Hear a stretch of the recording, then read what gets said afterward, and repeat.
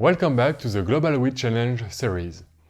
We will focus today on the winning solutions of the Global WIT Challenge. We are pleased to get 3 winners.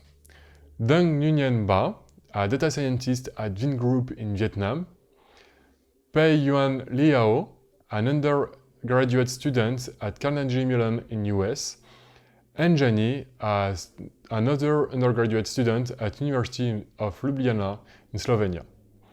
Their approaches beat 2,242 other candidates.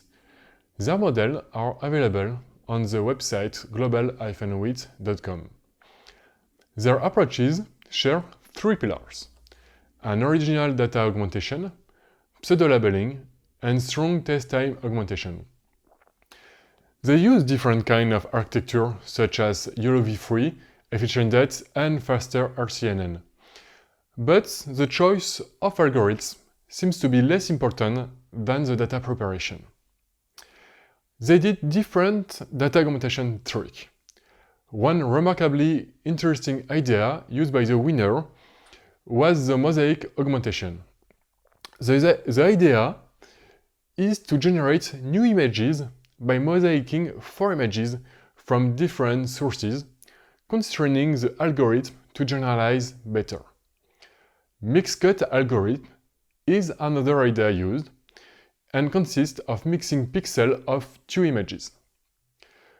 Pseudo-labeling helps to generalize. After training a first model, the target images are predicted.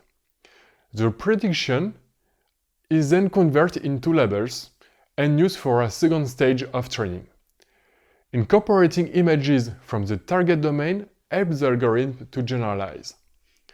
The last pillar is test time augmentation, which consists of using the model on several variations of the same image, combined with an averaging algorithm such as the weighted box fusion, which is much better than the classic non-max suppression algorithm.